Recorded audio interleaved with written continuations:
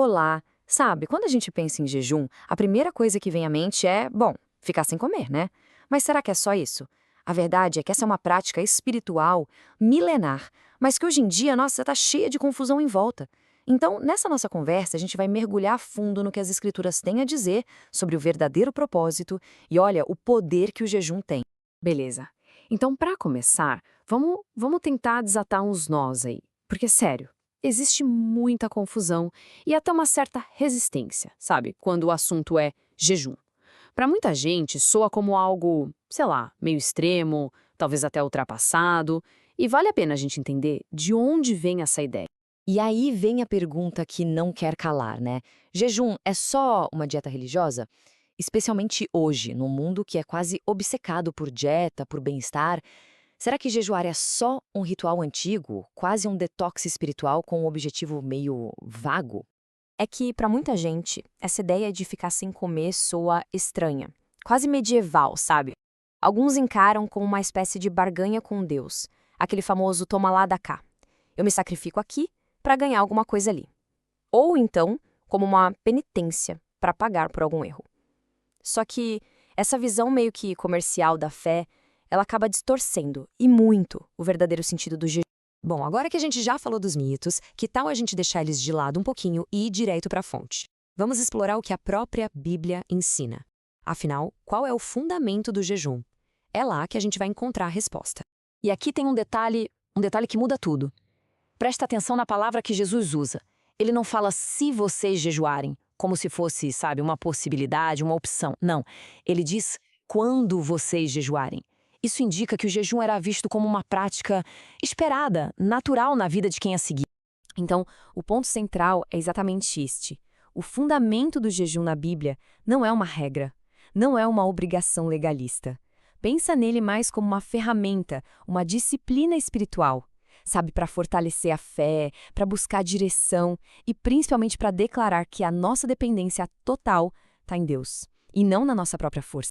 E quando a gente olha para as escrituras, a gente vê que as pessoas jejuavam por motivos muito humanos, muito reais.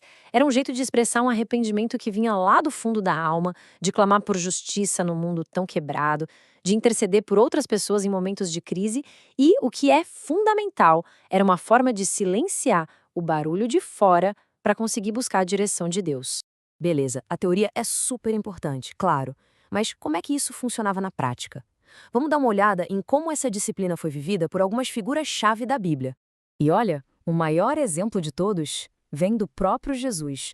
Antes de começar o ministério público dele, que, convenhamos, mudou o mundo, ele se retirou e jejuou por 40 dias no deserto. A reflexão aqui é quase que inevitável, né? Se ele, o Filho de Deus, sentiu essa necessidade de jejuar, o que dizer de nós? A história de Esther, por outro lado, mostra o jejum como um ato de confiança, mas em comunidade. Ela não jejuou sozinha. Ela convocou todo o povo a jejuar junto para buscar proteção, para buscar livramento num momento de perigo assim extremo.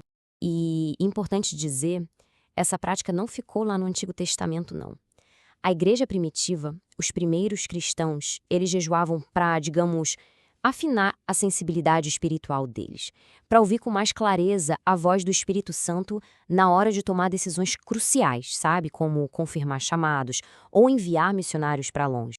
Ok, agora a gente precisa esclarecer um ponto que, nossa, gera muita confusão, mas que é fundamental para a gente entender a prática direitinho. Qual é a real diferença entre um jejum e um voto? É simples, olha só. Biblicamente falando, jejum se refere especificamente à abstenção de comida. O foco é nutrir o espírito. Já o voto, bom, o voto é um compromisso pessoal de se abster de outras coisas. Pode ser rede social, alguma forma de entretenimento, qualquer coisa que funcione como uma distração que a gente quer remover. Para ficar ainda mais claro, tem um exemplo bíblico perfeito de um voto, o do Nazireu. Ele envolvia compromissos bem específicos, tipo não beber vinho ou não cortar o cabelo.